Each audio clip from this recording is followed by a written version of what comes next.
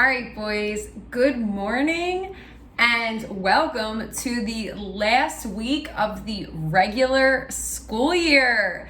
It is Monday, June 8th, and we are in our last week of kindergarten, of first grade, our last week of second grade for some of you.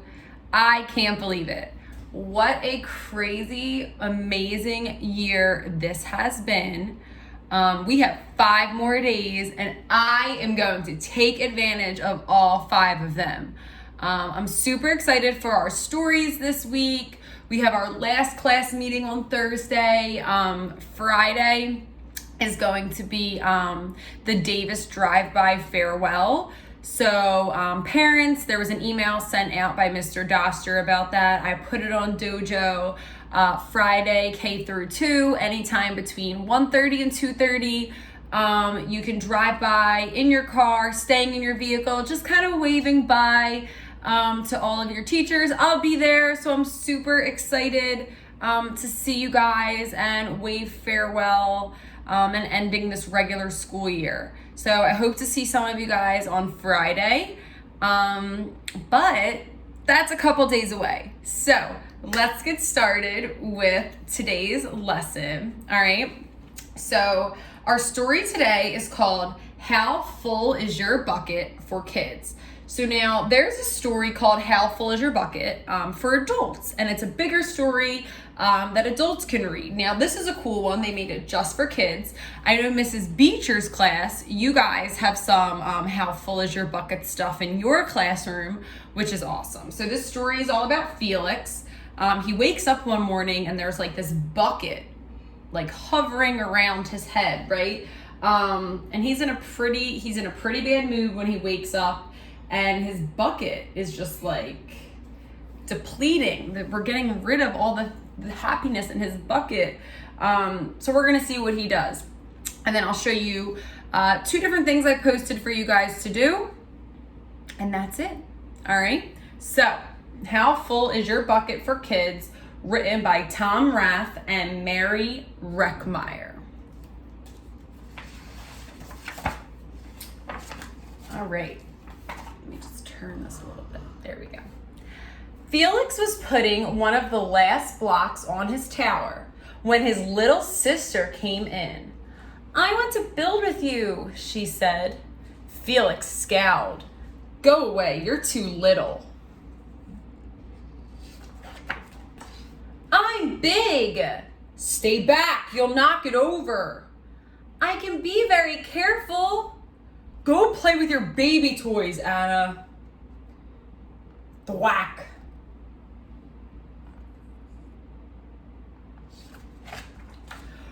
"Grandpa!"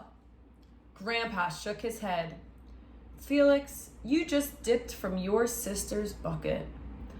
Like everyone else, Anna has an invisible bucket. When it's empty, she feels bad. But when it's full, she feels great. Didn't you ever notice your own bucket? Invisible bucket? Sometimes Felix couldn't quite tell when his grandfather was joking. But the next morning when Felix woke up, there it was. A small gray bucket floating above his head. When Felix came down to have breakfast, his mom was in a hurry. "I've got a meeting this morning and it's almost time to go." "Anna, sit still."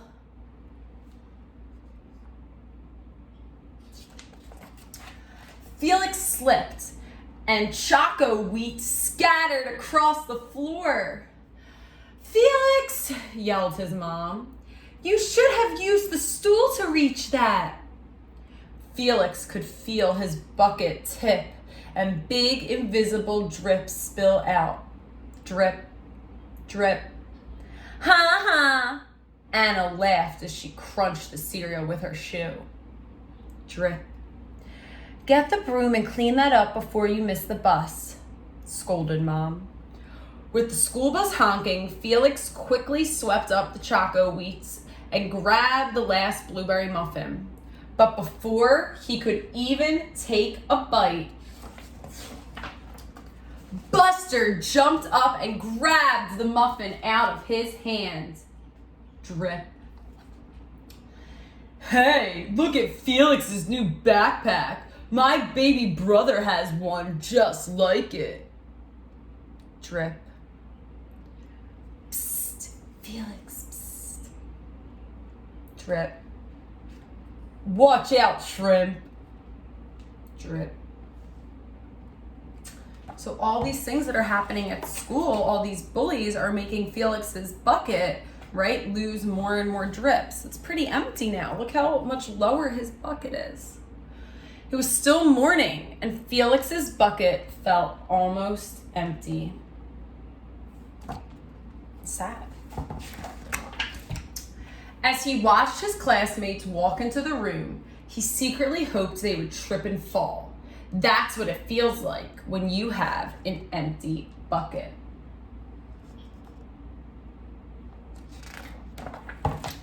Felix slumped into his seat and waited for something else bad to happen. Mrs. Bumblenickel walked slowly up to his desk and handed him a paper. He could barely look at it. Felix, you wrote a wonderful story. Would you please share it with the class? Felix grinned and felt a big drop land right in his bucket. Drop. Drop, plop, plink, drop. The Giganosaurus Who Wanted a Pet by me, Felix. The class grew quiet. They laughed at all the right places and oohed at the scary parts. When Felix finally read the end, everybody clapped. Even Emily, who sat next to him and didn't usually like dinosaurs. Felix felt a whole shower of drops land in his bucket. Maybe the day wouldn't be so bad after all. His bucket's filling back up, and you can tell he's feeling a lot better.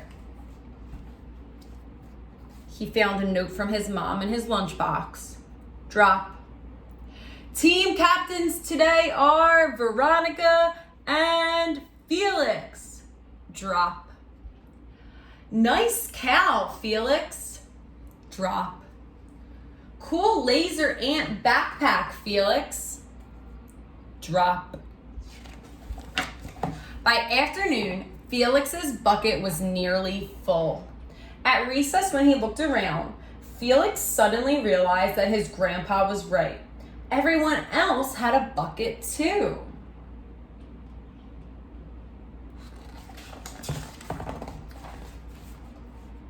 Hey, let me help you. Drop, drop. Here's your baseball, catch. Thanks, dude. Drop, drop. Hi, I'm Felix. First day? Yes, I'm Amir. Drop, drop.